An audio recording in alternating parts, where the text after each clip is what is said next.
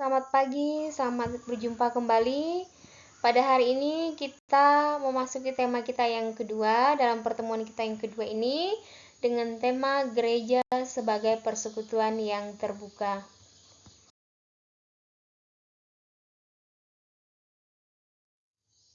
Sebelum kita memulai proses pembelajaran kita pada hari ini, mari kita mengawalinya dengan doa.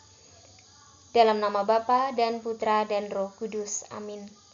Allah Bapa yang kekal dan kuasa, puji dan syukur kami panjatkan kehadirat-Mu atas rahmat, kasih, dan karunia-Mu yang Engkau limpahkan dalam hidup kami, atas nafas kehidupan, rejeki, dan kesehatan yang masih boleh kami terima hingga saat ini. Ya Allah Bapa, kami mohon berkat, penyertaan, serta bimbingan Roh Kudus-Mu dalam kegiatan belajar ini. Kiranya melalui penyertaan-Mu, kegiatan ini dapat berjalan dengan lancar dan baik. Doa ini kami sampaikan kepadamu melalui perantaraan Putra-Mu terkasih, Tuhan dan Juru Selamat kami. Amin. Dalam nama Bapa dan Putra dan Roh Kudus. Amin.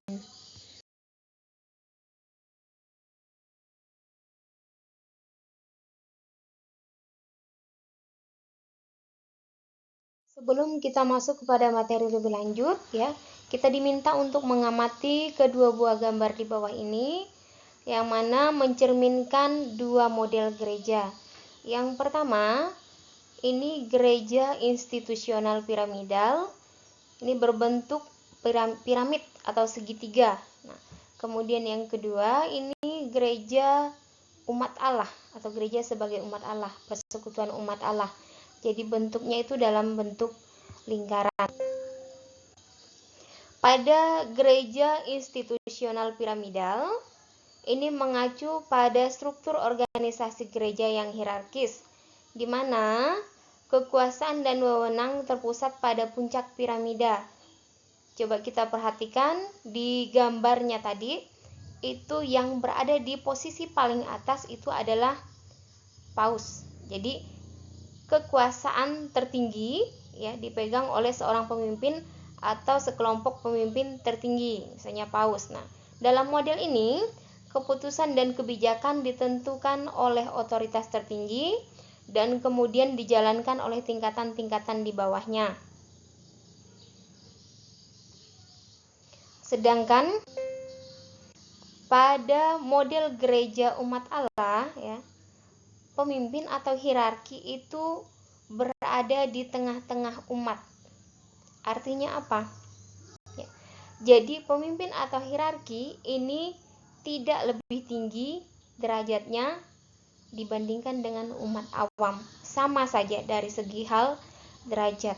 Nah, yang membedakannya apa nanti antara hierarki dan awam ini? Yang membedakannya hanyalah pada tugas dan fungsi.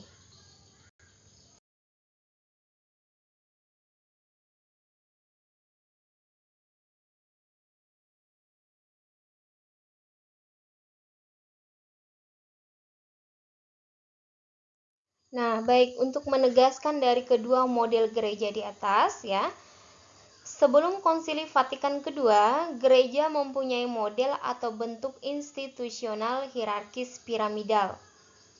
Dengan ciri khasnya yang pertama, para hierarkis yang di dalamnya ada paus, ada uskup, dan para tahbisan, termasuk imam, ini mereka menguasai umat. Nah, kemudian ciri yang kedua, organisasinya itu berstruktur piramidal, tertata rapi. Seperti yang kita lihat tadi, tersusun rapi mulai dari paus, di bawah paus ada uskup, kemudian di bawah uskup ada para imam, kemudian di bawahnya lagi ada para biarawan biarawati, dan tingkatan paling rendah disitulah tempat umat awam. Kemudian ciri yang ketiga, mereka atau para hierarkis ini memiliki kuasa untuk menentukan segala sesuatu bagi seluruh gereja. Sebaliknya, kita yang umat awam hanya mengikuti saja hasil keputusan hierarkis. Nah, kemudian untuk ciri yang keempat, model ini cenderung imam sentris. Artinya berpusat kepada imam atau hierarkis sentris, berpusat pada hierarki. Nah, kemudian yang berikutnya, ciri yang berikutnya, gereja model piramidal ini cenderung mementingkan aturan, lebih statis, ya, dan syarat dengan aturan. Nah, kemudian yang terakhir, ya, gereja sering merasa sebagai satu-satunya penjamin kebenaran dan keselamatan, bahkan bersikap triumfalistik, menutup diri, memegahkan dirinya, ya, merasa bahwa satu-satunya penjamin kebenaran. Jadi di situ seolah-olah ada sifat kesombongan, keangkuhan dalam diri gereja.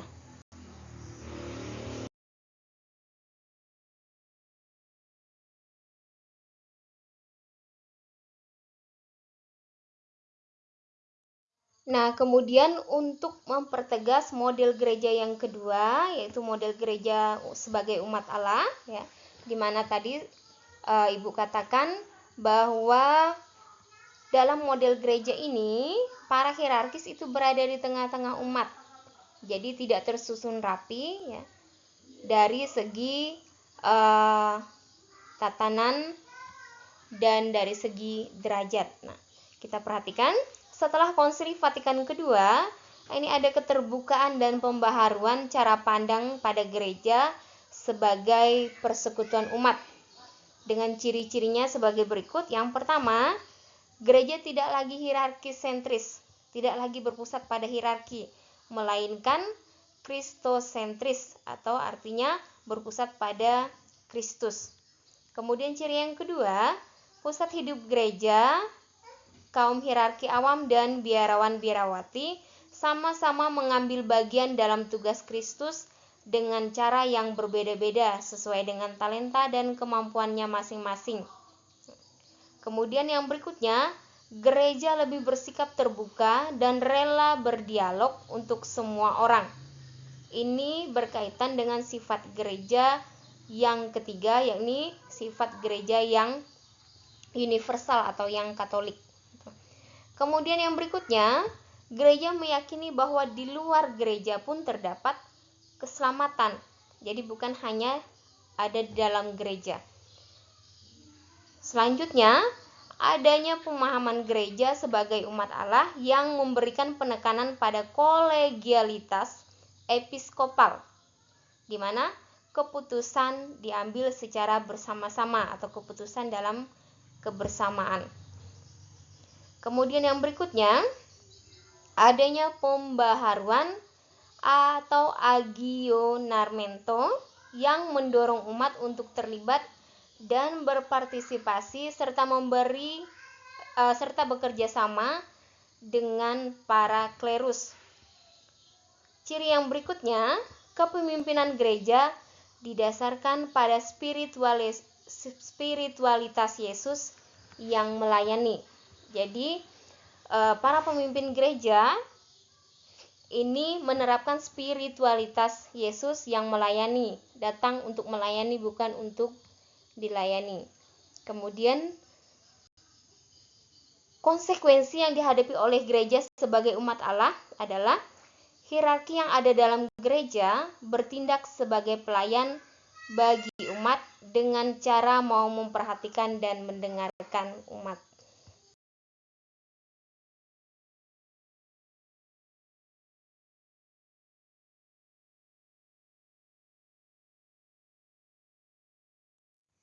Setelah kita melihat ciri khas dari kedua gereja di atas, ya, ternyata dari gereja institusional piramidal ke gereja persekutuan umat itu tidak terjadi perubahannya secara spontan atau secara instan, melainkan melalui gerakan-gerakan pembaharuan. Berikut kita akan melihat gerakan pembaharuan yang terjadi dalam gereja yang nampak dalam ketentuan berikut di bawah ini. Yang pertama, umat punya hak dan wewenang yang sama, tetapi tetap ada batasannya, khususnya ikut menentukan gerak kegiatan liturgi di paroki melalui wadah dewan paroki. Kemudian, Gerakan pembaharuan ini tidak hanya menyangkut kepemimpinan gereja, melainkan lebih dari itu, menjangkau masalah-masalah dunia. Kemudian yang ketiga, susunan kepengurusan Dewan Paroki bukan lagi piramidal, melainkan lebih merupakan kaitan yang saling bekerja sama dan saling melengkapi. Jadi intinya, gereja mengundang orang beriman untuk berkomunikasi, terlibat, dan diubah.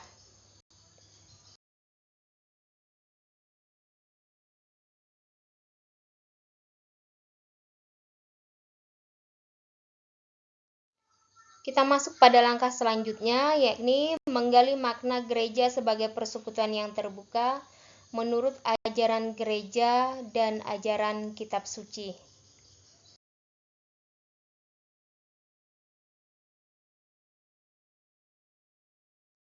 Yang pertama, ajaran gereja tentang gereja sebagai persekutuan yang terbuka.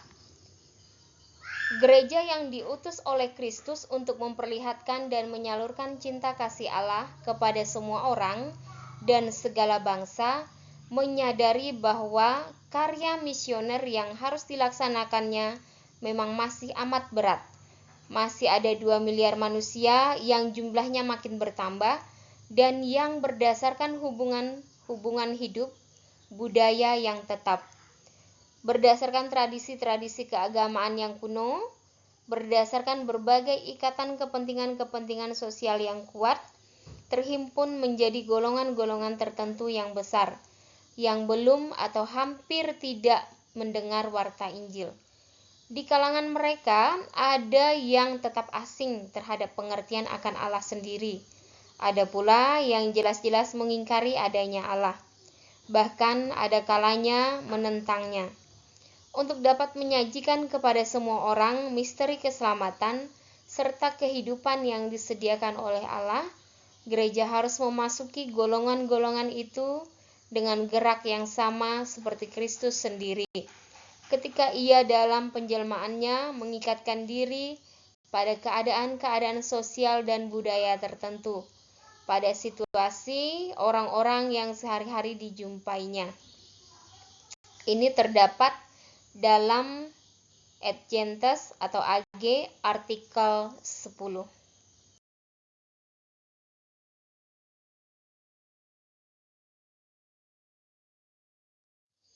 Sebagai penegasan untuk artikel di atas, yang pertama, gereja diutus oleh Kristus untuk memperlihatkan dan menyalurkan cinta kasih Allah kepada semua orang dan segala bangsa.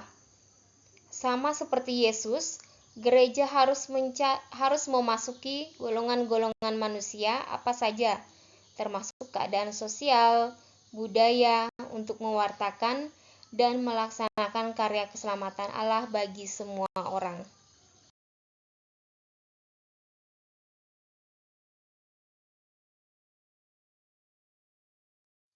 Kemudian yang berikutnya kita akan menyimak makna gereja sebagai persekutuan umat dalam terang kitab suci.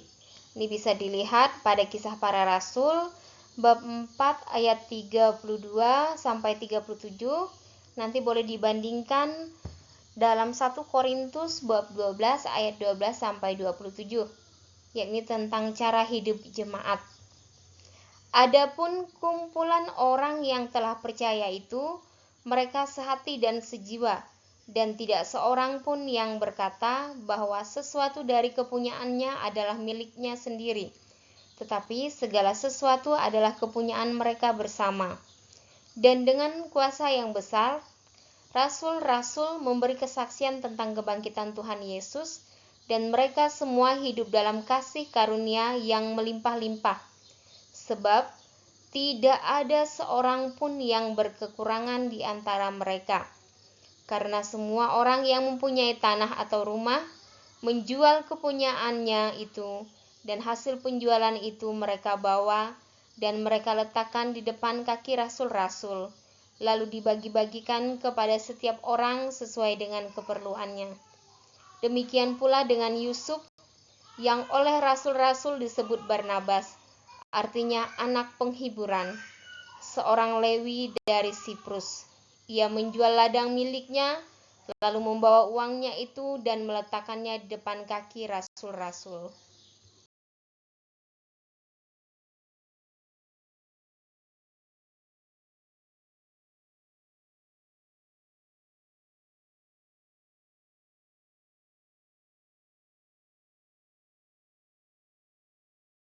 Nah, setelah membaca teks kitab suci di atas, kita akan menjawab 3 pertanyaan di bawah ini. Yang pertama, apa saja yang menarik dari cara hidup umat perdana yang dikisahkan di atas? Yang kedua, gambaran gereja model apa yang terungkap dari kisah tersebut? Yang ketiga, apakah cara hidup umat perdana itu dapat kita tiru secara harafiah? Dan mengapa?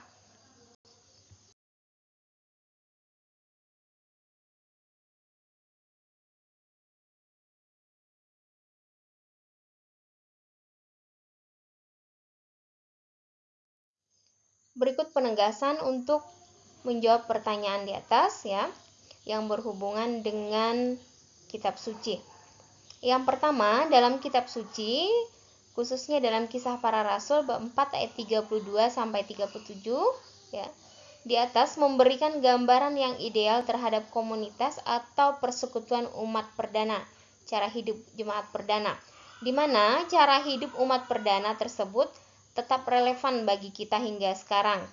Di dalamnya ada kebersamaan dan menganggap semua adalah milik bersama, mengungkapkan persahabatan yang ideal pada waktu itu.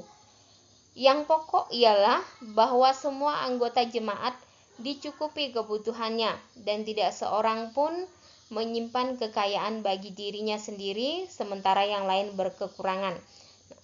Yang menjadi bahan refleksi kita ya, di zaman sekarang masih adakah orang-orang atau di sekitar kita, orang-orang di sekitar kita ya, yang bisa menerapkan pola hidup yang seperti ini, seperti umat perdana, di mana segala miliknya adalah milik bersama, rela menjualnya untuk mencukupi kebutuhan bersama. Nah, kemudian yang kedua, ya, secara harafiah kita tidak mungkin bisa menirunya, sebab situasi sosial ekonomi kita itu sudah sangat berbeda pada zaman dulu dengan zaman sekarang. Ya. Namun semangat dasarnya dapat kita tiru, yaitu kepekaan terhadap situasi sosial ekonomi sesama saudara dalam persekutuan umat. Kebersamaan kita dalam hidup menggereja tidak boleh terbatas pada hal-hal rohani seperti doa, perayaan ibadah, kegiatan-kegiatan pembinaan iman, tetapi juga harus menyentuh kehidupan sosial, ekonomi, politik, dan budaya, seperti yang sekarang digalakkan dalam komunitas basis gereja.